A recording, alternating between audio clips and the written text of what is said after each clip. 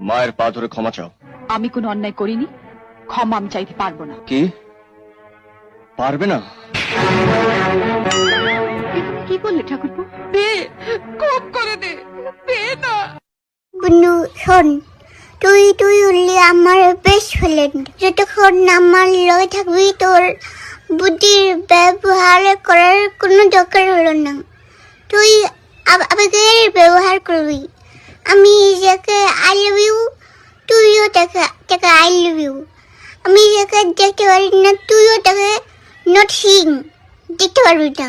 আমি যাদেরকে দেখতে পারি না, তুই এদের কাছে যাবি না। খবর দিলে কিছু দিলে খাবি না। তোকে কিন্তু পরে আমার থেকে নেওয়ার জন্য তাবিজ করে ফেলবে। বাহ মিস্টার বাঁধন, বাহ।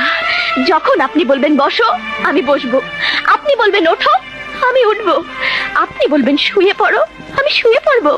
কি ভেবেছেন আপনি আমি আপনার কৃতদাসী নই মিস্টার? আমারও ইজ্জত সম্মান বলে কিছু আছে। যেদিন আমি রান্না করেছি, আপনি বলেছেন হোটেলের বাবুর্চি হলে ভালো করতাম।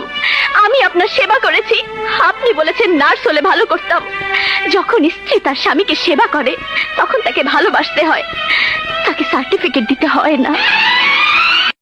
জীবনে প্রথমবারের মতো গিয়েছিলাম দ্বিতীয় বর্ষের পরীক্ষা দিতে। 17 কোটি বছর পর ক্যাম্পাসে পা রেখে দেখলাম উঠতি বয়সী তরুণ তরুণীগুলো বিবাহযোগ্য হইয়া গেছে এবং ইতিমধ্যে অনেকের বিবাহও হইয়া গেছে। সম্পত্তি নিয়ে ঝগড়া করতে থাকা আপুদের কথা এড়িয়ে চোখ চলে গেল আমাদের দুষ্কৃতিকারী সিয়ারের দিকে। এদিকে বালকটি 5 আঙুল উঠিয়ে পঞ্চম বিবাহের মনোবাসনা জানালেন। নিজের রোল নম্বর ভুলে যাওয়া আপুটি গর্বের সহিত হাসতে লাগলেন। প্রাক্তন সিয়ারের উত্তেজিত লম্ফ দেখে দুই তরুণী আবারও জমি জমা নিয়ে ঝগড়া শুরু করলেন। আঙুলের ইশারায় দুই বিষয়ে ডাব্বা মেরেছে বোঝানো শেষে দ্রুত বিবাহের গোল বৈঠক করছে তরুণ তরুণীরা। ড্রাগস পাচারের চুক্তি সম্পন্ন করতে দেখে মুখ ঢাকলেন কিশোর গ্যাংয়ের সদস্য। তাই এই নিষ্পাপ পরিশুদ্ধ আমি অপরাধী চক্রদের এড়িয়ে যেতে ক্যাম্পাস পরিত্যাগ করলাম। রাহুল কোটিপতি, আমি কোটিপতি, এখানে যারা আছে সবাই কোটিপতি।